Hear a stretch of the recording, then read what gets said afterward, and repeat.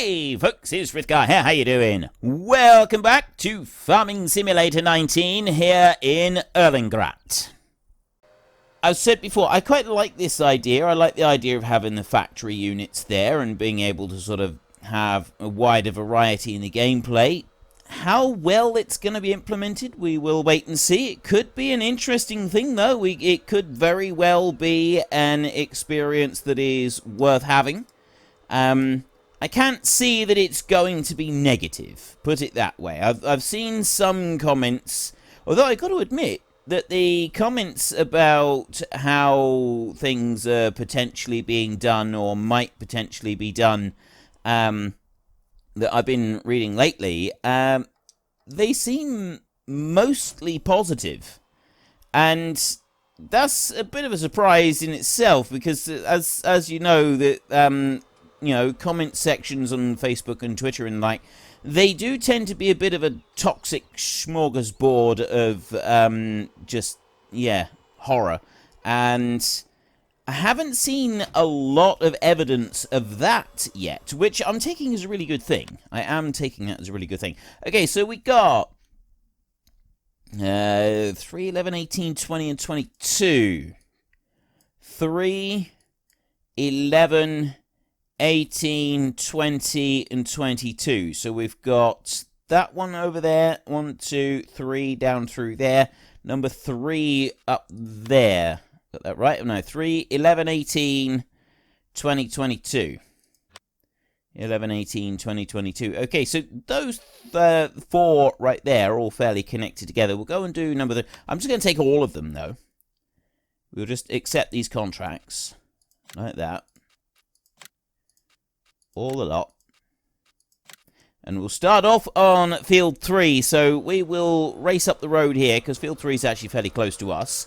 And then we can work our way back on the others. If we've got to stop part way through, cash in the jobs that we've done, and then go and buy a bit more fertilizer, then so be it. But we've got 2 tons of fertilizer in the back of the spreader right now, which is enough to keep us going for a while. I reckon we'll get this field done plus another field done as well. Don't think we'll do very much more than that, but we'll just kind of work in a line down through all of the ones that need doing. I'm 90% certain that we will get field 3 and field 11 done. And then after that we'll have to go and get a little bit more fertilizer. It's not a terrible thing to have to go and get more fertilizer. It's, well, it is if we haven't got any money. If we have got money, then it's fine. So we start up in there and go whizzing across on this bottom end right here like this. And then I'll set the hired help going over on that side of the field. And then we will jump back over to our bureau and keep going with the silage. Right. Hired help going up through there. I'm actually going to want to move that over about a tractor's width, I think. Like that. Let's try that again. That's a bit better. It's not overlapping the edge quite so much now.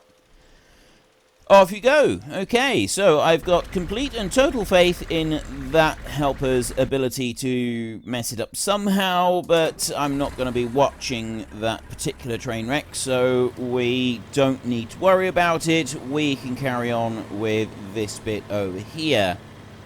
So I've talked about, what the game might hold. I did a bit of a TED talk all about scammers and people scamming people and so on and so forth. And I did get one comment back on that was saying, if you politely say no and then the people keep you on the phone after that trying to sell you something, what do you do then? I don't give them that opportunity, I'll be honest. If someone rings me up, because I did state, if it's a scammer, by all means, it's open hunting season, you do what you like to them. But if it's someone that is, telemarketer, and they're ringing you up to try and sell you something, don't be unnecessarily horrible to them, because they probably don't want to be ringing you up in the first place. They are probably just trying to make a few measly pennies in order to put a crust of bread on their table, and I'm not going to begrudge a person for that. So, yeah, Don't be horrible to them. You are under no obligation to listen to them once you've said, no thank you, I'm not interested. Just hang up the phone. You don't have to politely wait until they say goodbye, because they won't do that. They are not allowed to do that. It's part of the training of a telemarketer salesperson. They are literally not allowed to hang up the phone first. You hang the phone up. Unless they've secured a sale, in which case they will quite happily hang up the phone then. But they will not hang up on you. You have to hang up on them. So just say, nope, not interested, and hang up. That's it. Just cut them off. You don't have to stay there and listen to them do their marketing spiel. You absolutely don't. Just hang up the phone. That's it. Job done. You go on with your life, they go on with theirs. As for scammers, I've seen a couple of little tales about scammers ringing up. Several of you have said that you've had Microsoft Technical Department ringing you up lately. I'm a bit disappointed. I haven't had Microsoft Technical Department ring me for a very long time. And I don't know, my life has felt somewhat empty because of it, I must admit. I mean, I don't actually have a landline anymore.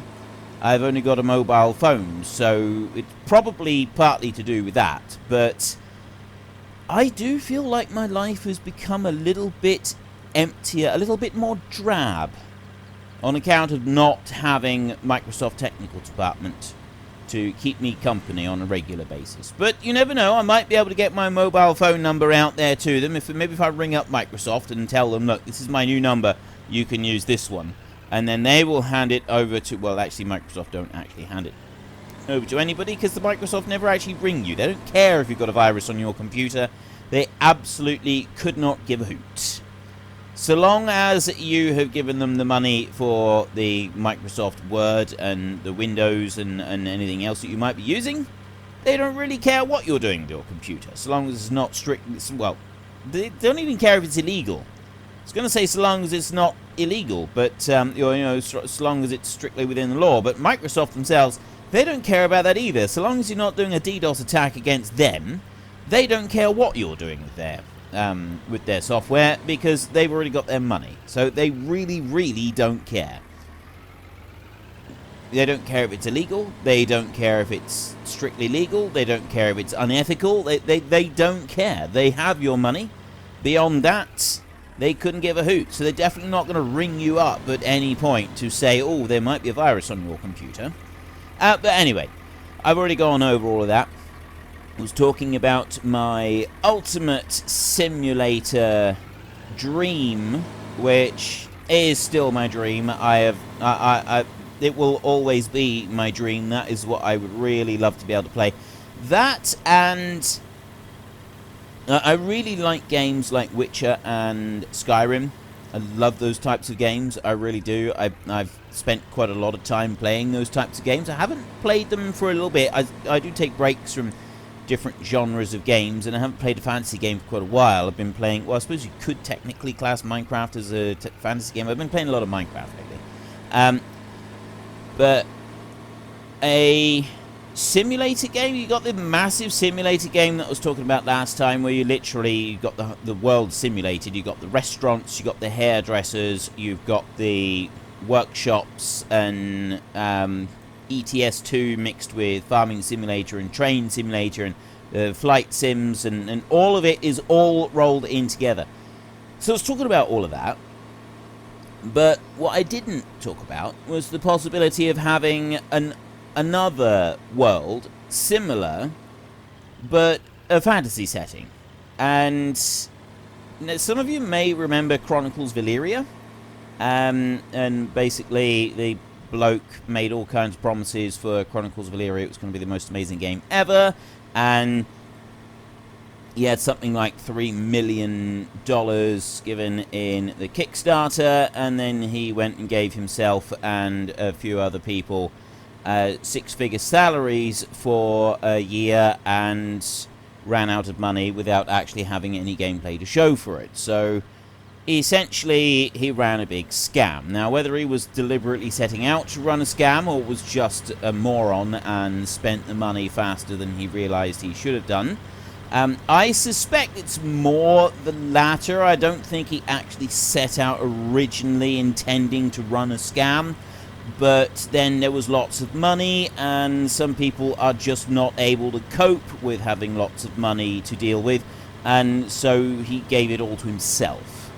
And yeah, Chronicles of Illyria, the promise behind it was very good. It was quite remarkable. The ideas there was essentially the simulator world that I've talked about, where all the players do all the different jobs, but done in a fantasy setting. The only bits that I really didn't like about it were the fact that the players would be self-policing as well, and some of the game mechanics look like they would be opening themselves up to trolls and abuse, and it would end up being a game a bit like Rust. And I don't know if any of you have ever heard of Rust or played Rust. It's a game kind of like Ark, in that you can build bases up your Conan Exiles, is it? Remember, Conan something. You can build a base up from nothing. There's no rules or regulations at all. Rust has got absolutely no rules whatsoever. You can do anything you like to any players. So you get a new player turn up in the game, and you can do anything you want to them. And yeah, so if you're an established player and in a group of established players, you're invincible, because no one's got a hope of being able to build up anything against you in order to be able to have a chance of standing up against you. And this is basically what the whole idea was going to be with Chronicles of Illyria, was the players would control themselves. And the way the developer was talking about it made me think that he was a little bit naive when it came to the human condition of just generally being horrible to everybody around you. And, okay, we're going to leave that one go there, and we want to go over to you, who has finished Field 3. Most excellent. So we want to move over to Field 11. We've got 1,000 litres left in here. Gonna go through this way here, and we'll just nip across that bridge right there. I'm hoping the 1,100 litres that we got left will be enough to finish this field over here as well. I can cash in a job for the field that we've just done. If that's not enough, we may be in a spot of bother when it comes to purchasing more fertilizer. So we can go in the gateway right there, like that. And then I will start down here like this. And problem with field 11, it's a very odd-shaped field.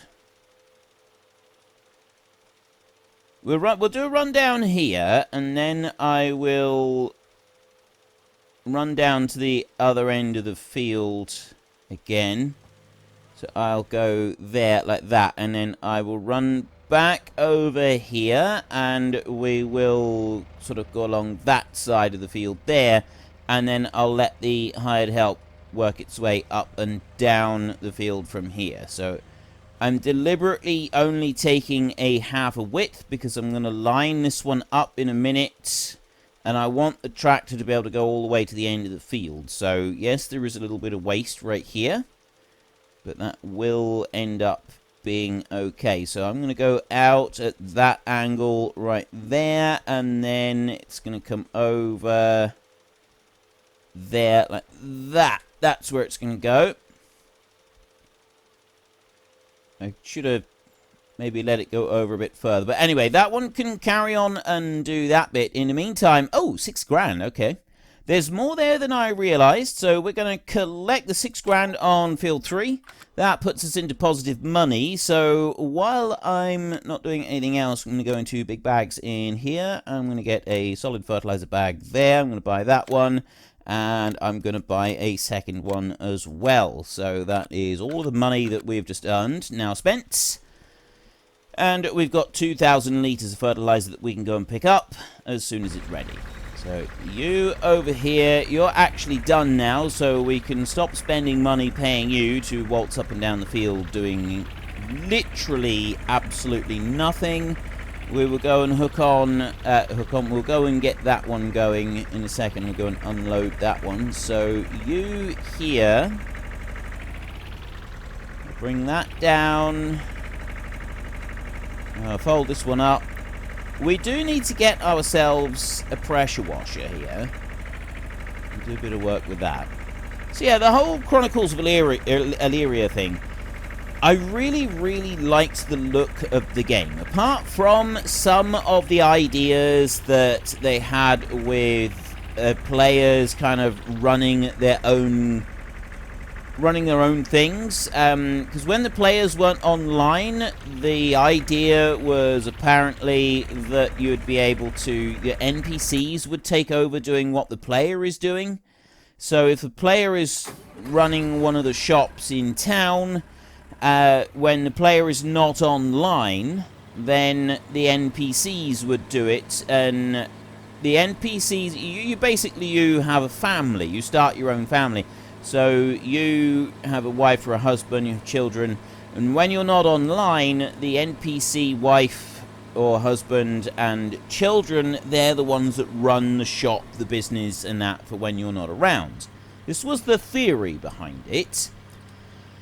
I kind of liked that bit. I kind of liked that idea.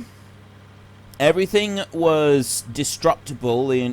All the environment was fully destructible, apparently, and it meant that other players could come in and they could smash their way into your shop and steal everything that you owned while you weren't online. The deterrent to that was the other players. There weren't going to actually be mechanisms in place to have NPCs. You wouldn't have NPC guards that would see you doing that and come along and stop you. And so you'd have to like defend your own home, or you'd have to count on the other townspeople helping to defend. But we all know how these games generally work, and a community spirit in real life is altogether different to a community spirit online. You know, you're far more likely to allow something to happen online because, well, you know, it'd be interesting to see what happens here. And that's the kind of thing that I didn't like. That was the ideas that I didn't like. It just seemed like it was going to be too open to anarchy. But, I mean, the whole thing was nothing but a pipe dream anyway. The guy spent all the money and then closed it all down. The bit that really upset everybody was that he was still accepting payments to buy digital assets in the game the morning that he made the announcement to say we're shutting it all down and we're not refunding anything.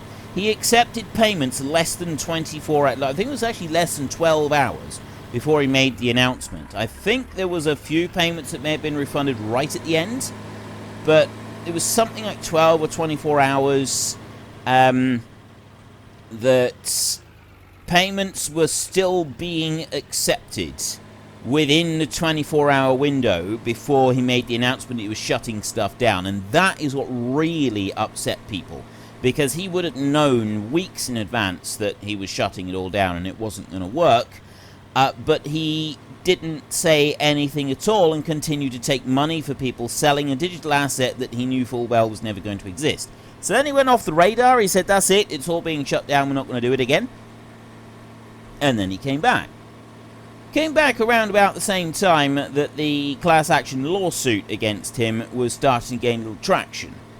And suddenly we started to get regular updates about the game and different aspects of the gameplay that are turning up. Funnily enough, they're all Unity assets. They're all common assets. Everything that has been put in the game, all the stuff that they were talking about, the mechanics and everything, that's all vanished. And we now have the worst, plain, horrible, just a general, complete and total waste of time game that you can think of. And we're getting an update on that every few weeks. graphics, and it just looks terrible. No comments or interactions are allowed on any of the YouTube videos. Surprise, surprise. Nobody is surprised about that, in the least. He is not someone who is known for being able to talk about anything. His Discord is closed down. The forums are closed down. There is no way to state, I don't like what you've done. And in the past, if people said things along the lines of, I don't like what's happened here, or questioned where the money was disappearing to and the lack of progress on the game after quite a considerable amount of time had passed, he would get angry, he would get rude, he would get obnoxious and shut down the conversation and refuse to answer anything, which is kind of a bit of a warning bell there. Like, he starts to get a bit of a reputation for this. And so, yeah, Chronicles of Illyria, unfortunately, appears to have collapsed. Eventually, he's either going to have to... Like, at the moment, it looks like he's sort of... It's giving the impression of working on a game, but just about everybody is convinced that this is entirely to avoid the class action lawsuit, and he's not actually working on a game. This does make a lot of sense. Okay, there's a little strip down there that doesn't appear to have been done, but everything is saying that this job is done, so we will take the job as done, and we will run away. As the hired help said it had finished working, and the job is saying it's done anyway. So we will collect right there.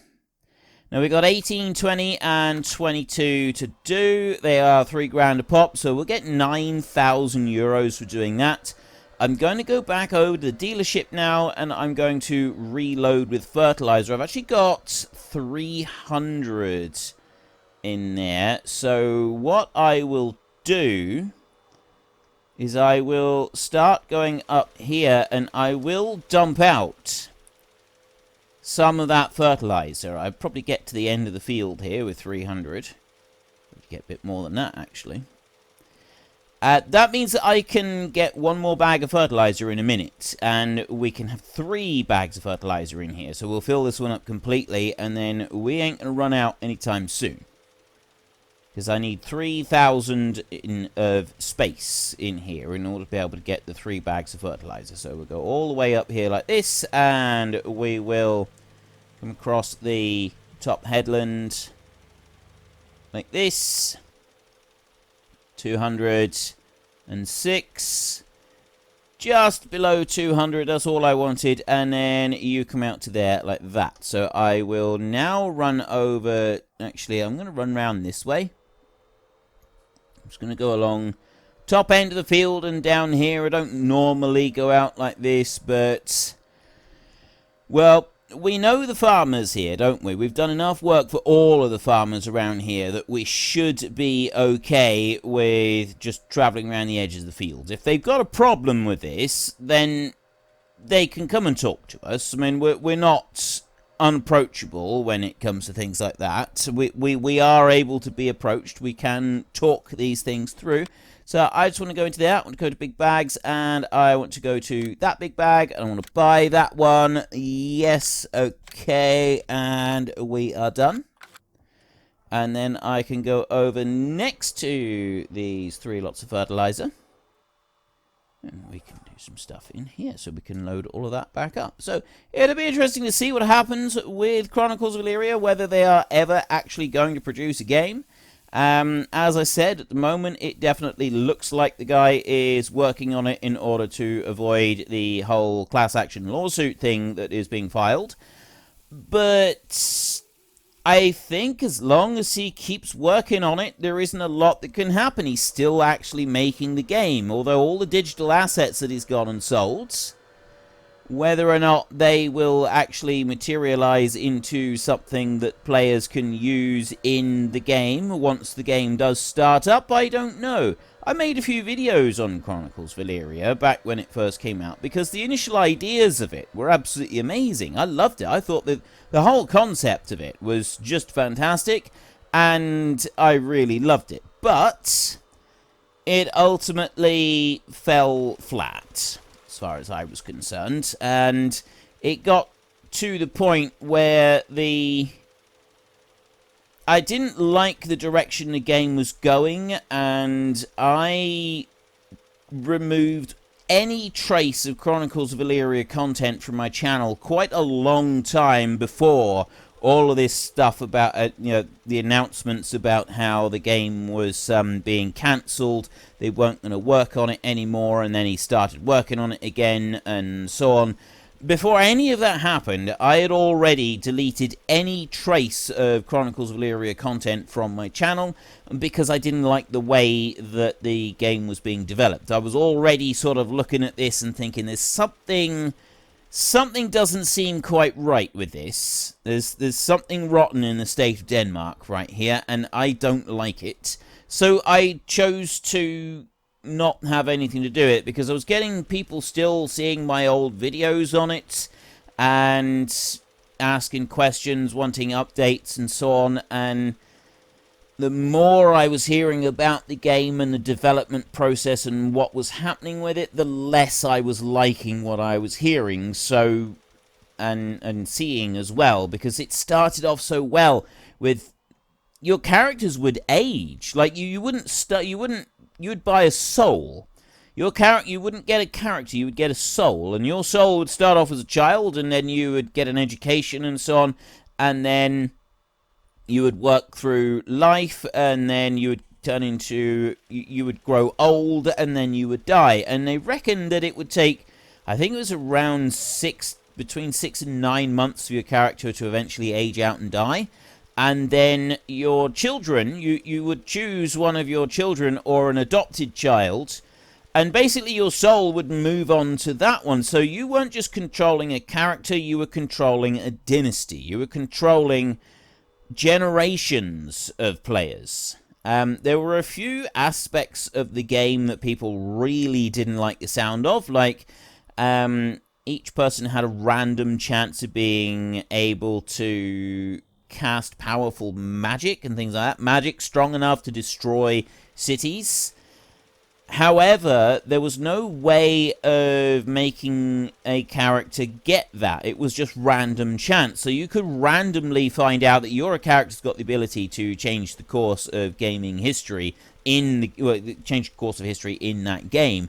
Go along and blow up whole villages and stuff. And it seemed this whole random approach just didn't seem like a very good, like a lot of people didn't really like this idea because it was random. There was no reward for hard work. There was no player plays for a year and a half, building up the necessary skills, training in magic, passing on the knowledge and the training to your children, and then passing them on again to the third generation, and building up the accumulated knowledge to get your fireball spells and stuff like that. No, it was just random chance. You could have been working, being a contractor for a carpenter, for several generations, and then suddenly one of your kids has got the ability to level a city with a powerful spell. I didn't like that approach, and the thing with the guy that was the lead developer on it, the main guy, Caspian he was called, or is called. Unfortunately, folks, that is all we have got time for today. A massive thank you to everybody who has earned their way into the Great Book of Names. To find out some more details about all the names coming past, please head into the description and click on the link to the Discord. It's a link to another video. The link is on the other video.